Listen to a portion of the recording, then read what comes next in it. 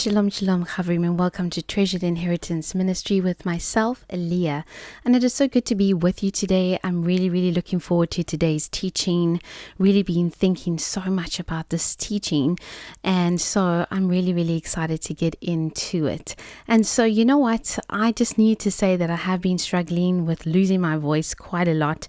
And so I'm really hoping that this voice of mine is going to hold up. And so I pray that Yeshua will just really be so good in that area. And so welcome. You know what this is, I don't need to say that it's a third part of the series, because it's not really a series, but it's really just this more in-depth look at different people groups in the Bible. And I did the Ammonites, I did the Amorites, and now we are doing the Philistines. And I know that the Philistines were really the dread of Israel. They were Israel's most prolific enemy. And more than any other tribe or people group, the Philistines are actually mentioned over 200 times in the Bible. And they really feature as the main enemy of Israel, and for a lot of good reasons, which we're going to look at. Now, I can tell you that the Philistines are quite an interesting people. They lived on the southern coast of Canaan from the 12th century through to 604 BC. So many centuries they lived in the southern part of Canaan. Now, this southern coast that I'm showing you here was in fact promised to the tribe of Judah, and they were supposed to capture these Philistine cities. They were supposed to subdue the people and settle there. However, the Philistines actually remained in their cities. They fought with the tribes of Israel. They fought with the different kind of tribes, and also, of course, they would fight a lot with Judah. But the following map gives you a very good indication of just how close the Philistines lived on the border of Judah's land. And there you see Judah's land just coming along, and then you have Philistia, where it says Philistia. That is where those cities were. And so you see that they are very close. They share a common border. And as I said in the previous teachings, when you have borders and different people groups living, alongside one another on borders, it's not like we have today. It was a very high conflict areas, of course, and they were kind of jostling back and forward. And so that's what would have happened on this border of Judah and Philistia. And so it is so interesting because this is where it's situated. Judah was supposed to have this territory. They did not subdue the people there. And the Philistines would prove to be a bad enemy, but also a very strong people group. And we will touch on that as we go along. Now, they feature prominently in the Bible, like I said, over 200 times. Also, they feature, a lot in the different books of the Bible. We don't just find them in one place. We find them in many different places. But archaeology in the ancient Near East has got many mysteries. Now, the ancient Near East is, of course, the ancient Middle East, and it's called different things, if you're going to study the ancient world, that area, it's called the ancient Near East or the ancient Middle East, depending on your field that you decide on. And so the ancient Near East has many mysteries. And this is something that is so fascinating because the Philistine origin, where did they really come from? Who were they really? This has been one of the mysteries of the ancient world. They really just appeared, to be honest, on the shores of Canaan, and not much was known about them. No, that does not mean that they were aliens. No, it does not mean that they just popped out of the sky, because recent studies of digs and find and archaeological sites are just revealing a lot more light and revelation on who the Philistines really were and what they were about. And in this study today, I'm going to be sharing with you about some of the mysteries of the Philistines, but also how we can see them through the lens of history, how this is going to play out. It's incredibly fascinating to note, though, that the ancient Near Eastern world was definitely not static. And that's another thing that we really need to take note of, because sometimes when we study our Bibles, we just go, so Yahweh will say to Israel, he'll say to the Israelites, he'll say, I'm giving you the land of the Amorites and the Ammonites and the Perizzites and the Girgashites, and we just read it in one sentence. But these are lots of different people groups, and things weren't static. It wasn't linear. Different groups were vying for control over different areas consistently, and that's why groups would rise up and they would rule over a larger area for a long point of time for long periods. Like we see the Persian Empire came and spread to the right and the left. It was a really big empire, and they ruled for a very, very long time. But there was always this control that was supposed to be happening. Different people were clashing. We see that throughout the book of Judges. It's almost these clashes are happening consistently because territory and control were everything. Borders were not fixed like they were today. They could be moved. They could be controlled. They could be conquered. People were often moved from place to place. Prisoners of war, refugees. Let me tell you that this is a big deal. This was happening in those times in the ancient world. People were taken captive. They were sold, forced into slavery, forced to work at temples that they didn't want to work in, when that wasn't their God. So territory needed to be protected, and so did cities, and so did people need to be protected. Tribes protected their people. Judah would protect the people of Judah, and so forth. And people groups like the Philistines were always also trying to protect their own people. And this is where the Philistines, we need to give them a bit more skin. We do know that they were the enemies of Israel. They just appeared, which we're going to look at. But they also had a very distinct cultural heritage, and they were trying to find a way to protect their people and their belief systems. And to flip the coin a little bit, we know that that's what Israel were doing. They had to protect their own people. They had to protect themselves. They were bound together by their faith, by their belief in Yahweh, who was the only and who is the only God who the earth has ever known. And so they were the people of Yahweh, and they were trying to protect their space. They were trying to protect their territory and their people and have this beautiful homeland of milk and honey that was promised to them. But other people also were trying to protect their territories, their people, their homelands, because truthfully, if you knew that another people group was coming to annihilate you, your wives, your children, everybody, you would also fight and you would also protect that area. And so that's really what they were doing.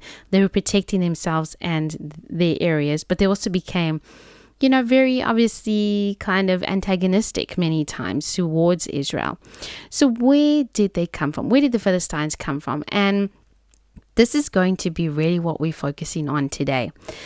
You see, the Philistines had 5 cities, and they were called Gaza, Ashdod, Gath, Ekron, and Ashkelon, and they were all located on the southern coast of Canaan along the Mediterranean Ocean, which is important. Now we find that recent archaeological findings have revealed what many scholars have always believed and accepted as truth, that the Philistines migrated from southern Europe down into Canaan. So they were of European descent. They were known as the Aegean people, and they were from places like Greece and Crete and Sardinia. And in findings that have been discovered in graves, archaeologists have actually discovered magnificent jewelry on the bodies of Philistines, and they discovered pottery that had very, very distinct Greek and Aegean features. We also know from their diet, based on the findings of the people in the graves, that they ate pork. And now that was obviously not done by ancient Israel. It's not kosher to eat pork. And Yahweh's word forbid it. And so we know that these people ate pork. And other tribal groups that lived in Canaan did not eat pork either. Other people groups did not eat pork either. So it wasn't just limited to ancient Israel. So this also places the origin beyond the ancient Near Eastern world. So their towns were actually incredibly sophisticated. When we think of Philistines, we have a very specific idea of who they were, but their towns were actually very sophisticated, very, very well developed, carefully planned, and laid out with intention. They produced high quantities of olive oil. Their cities had breweries and wineries and a whole lot of beer. So drinking was a big deal in these cities, but these cities were very, very well laid out. In fact, the Philistines were actually refined people. If you look at their culture and the things that they did, they were very well refined, and they were very, very culturally distinct. So even though they migrated to Canaan from beyond the borders of the ancient Near East and beyond Canaan, they were not from Mesopotamia at all. DNA testing on their skeletons that had been found revealed something that was super, super interesting. And that is that the Philistines intermixed with the local people very, very quickly. And so, in fact, within 100 years of arriving on the shores of Canaan on the southern coast and settling there in their cities, their actual distinct DNA structure became really, really changed and became mixed, so much so that actually genetically they were not recognizable anymore. Imagine that. So you arrive at a place, your people arrive there, and within 100 years, you're just not even distinct. People can't even, know genetically from your DNA where you came from or who you actually were. That's how intermixed they were. They began just to mix with people. And that also shows that people wanted to connect with the Philistines, other people that were around. Different people groups were around at this time. And so we're not talking about them only, interacting with Israel. No, they were interacting actually with large groups of other different kinds of people. And so they just intermarried. They gave their children obviously to be married. They were married. And so their DNA sort of became unrecognizable. But what is so important is that even though they genetically would not have been recognizable, their culture was incredibly important to them. And culturally, they were highly recognizable. In fact, they did not trade their Aegean heritage for a new one. Everybody knew who the Philistines were due to their own practices. So they were living 600 years or more in this area. But within 100 years, genetically, they became modified, obviously through mixing with local people. But for all the centuries that would come, they would still be completely recognizable. People knew these were Philistines. Even though maybe they didn't look exactly like they looked when they first arrived, culturally, their culture was so important to them. Their own practices, their own pottery, their own jewelry, the way that they enjoyed life, their refined culture was so important to them that no matter how intermixed they became with other people, they held on to their own culture, which is actually quite interesting. So we know, like I said, that they came from southern Europe, and the sailing time for arriving, the Philistines that were arriving on the shores of Canaan would have been about 2 to 3 weeks, which is a very, very quick time period. And it meant that it would have been seen as a very favorable option to migrate south from where they were. So usually with sailing and settling expeditions, sailing times were very lengthy, so they could only be attempted by males and 1 or 2 females, but mostly males. And in this case, with such a short sailing time, families could actually cross together. Women could join. Philistines could settle comfortably in a new territory as a unit. Family units, communities, tribal units. So during the height of its period, there was some 20,000 to 30,000 people living in this area, Philistia. And this was a huge number for the size of their territory. So there was a lot of people that had settled.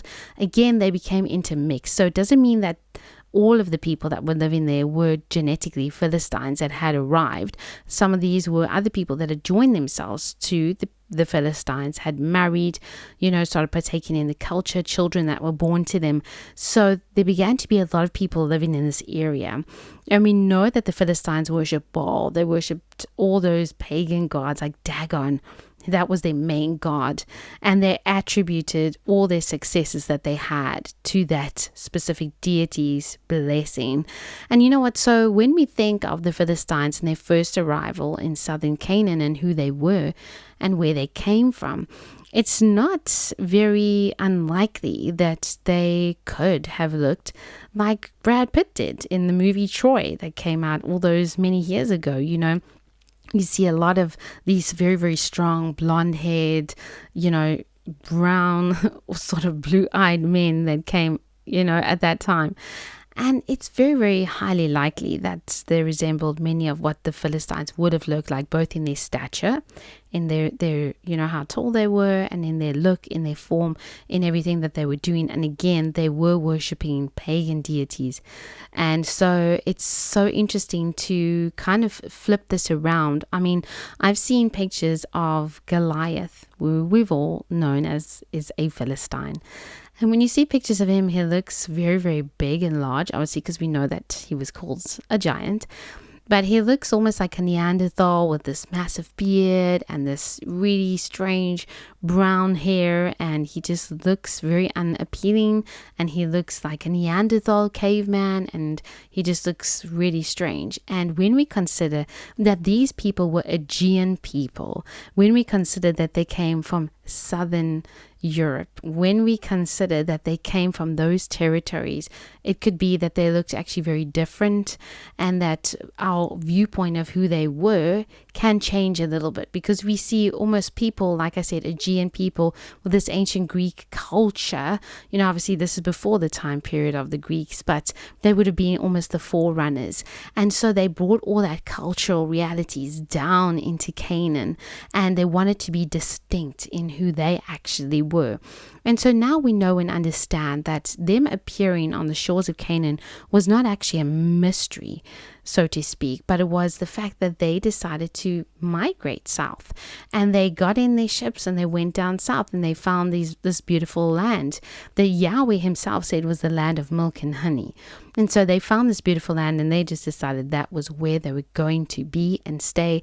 And their families probably came, and people started joining from their families. So it was really a migration, an ancient Near Eastern migration down. And this happens prolifically throughout the area there.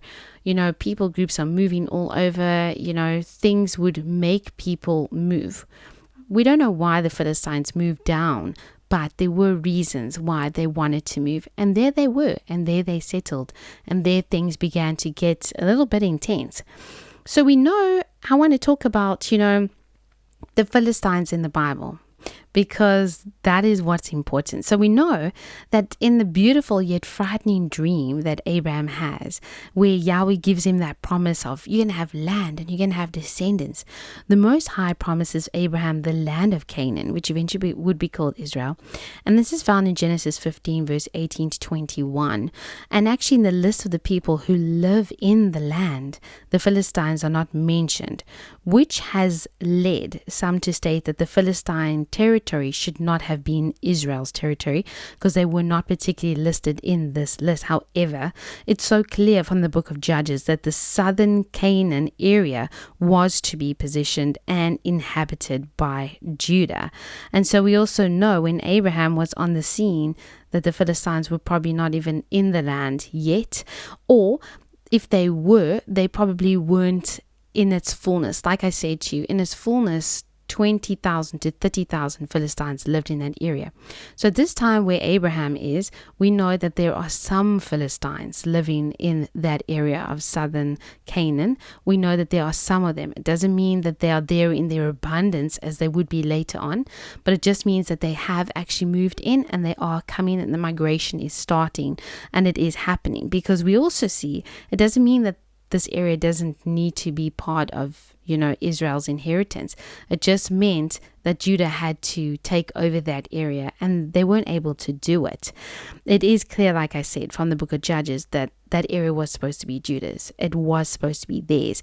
We see in Genesis 21, actually, that Abraham made a covenant of kindness with Abimelech, the Philistine king. That whole story where Abimelech takes Sarah, and Abraham lies and says, well, this is just my sister, because he was afraid of these people.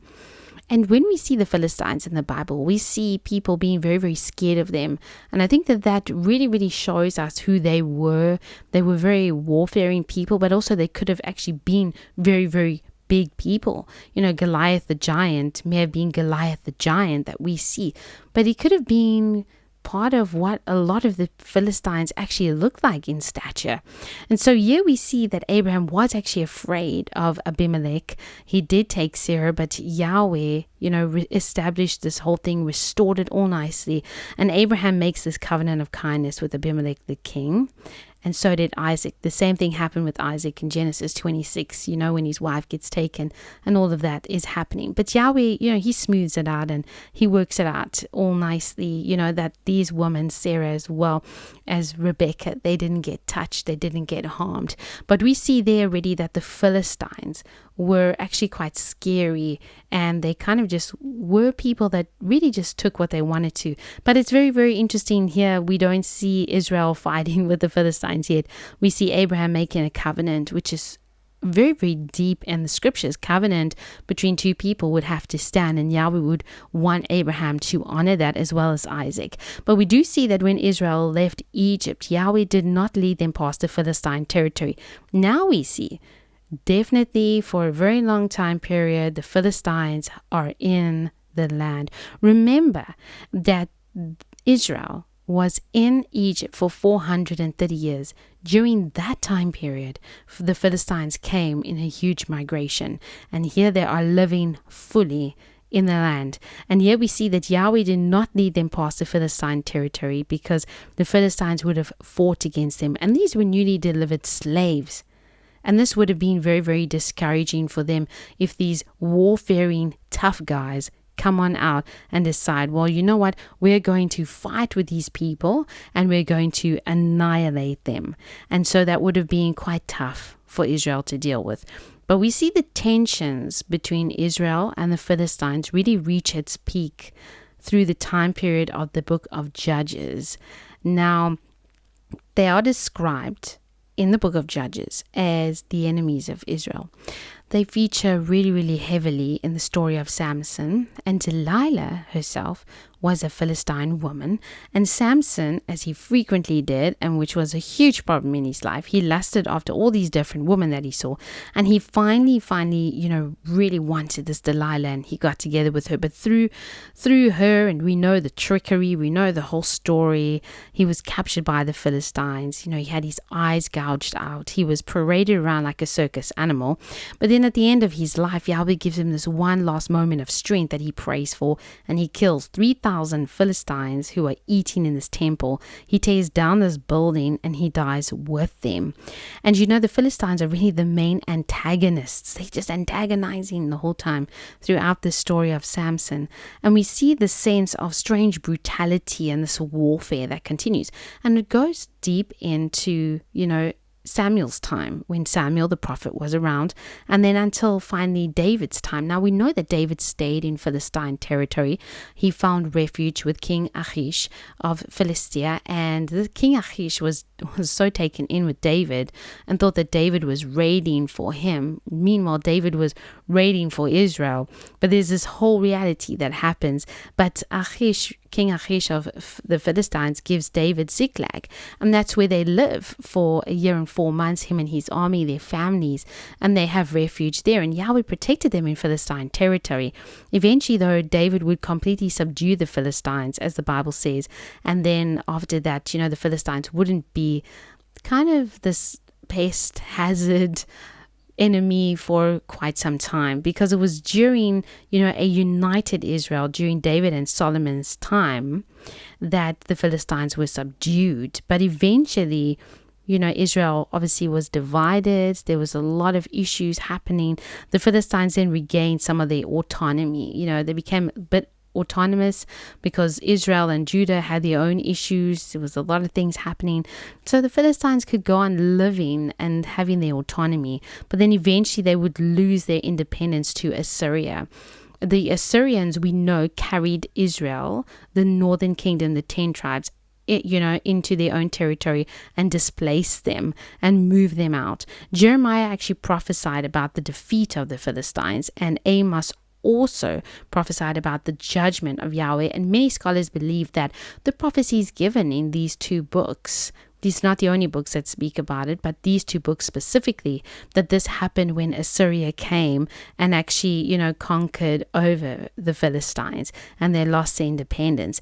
Eventually, though, the Philistines, which is incredible, they were actually absorbed both into the Babylonian and then the Persian empires, and eventually they actually just ethnically disappeared forever.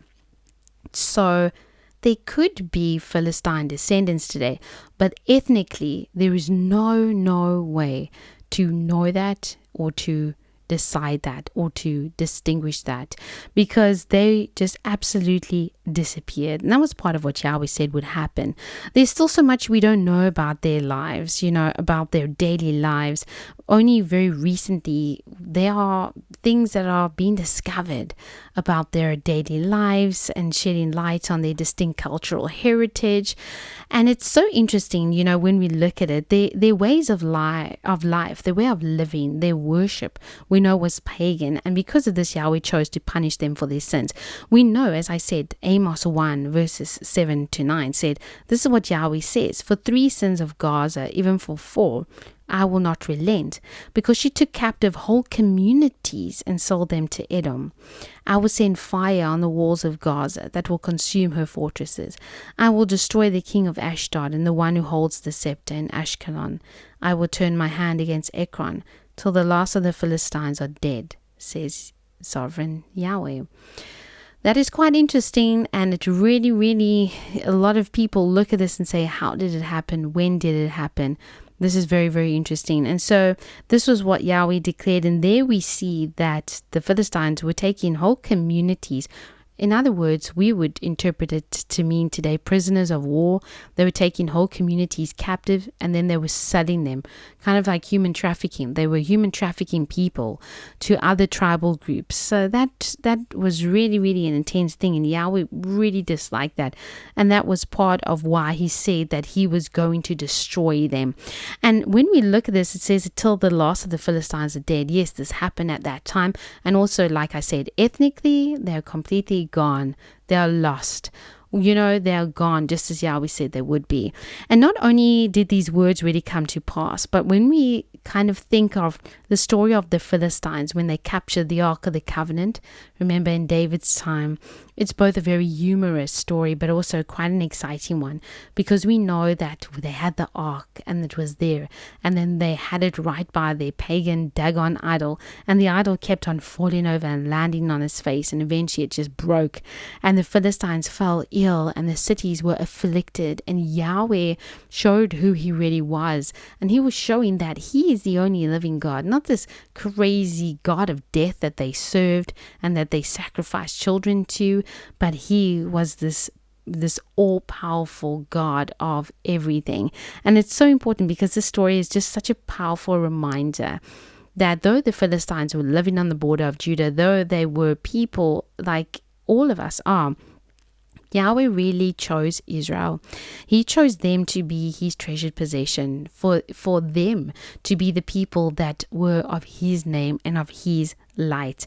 And all the other so-called gods of the nations, they were just merely these idols.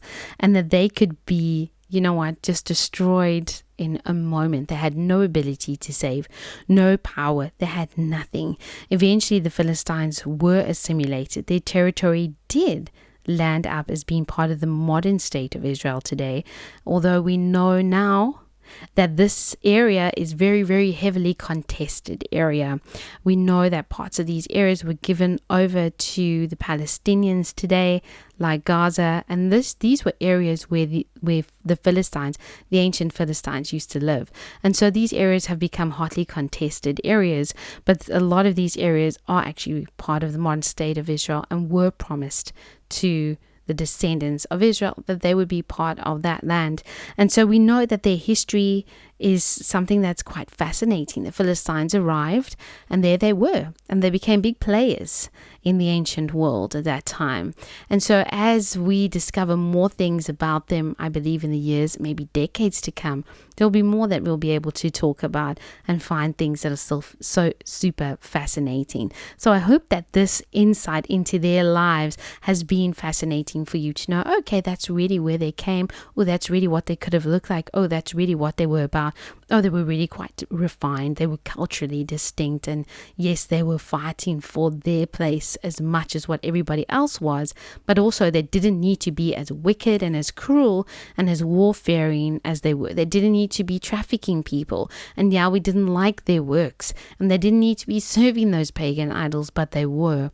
And so Yahweh's word was ultimately fulfilled because he chose, he chose the people of Israel. He chose the 12 tribes that would reveal his name and his glory to the earth. He chose nothing else. And so, you know what? It's been so good to be with you. I hope that you've really, really enjoyed this teaching. If you have not done so yet, go on over and listen to the other ones on the Ammonites and the Amorites. These are the Philistines. And it's so fascinating and very, very important for us to learn about these people groups, because then when we read the Bible, we can see and understand more than just, oh, Goliath was a Philistine. We have background information and we can understand what's happening so much more.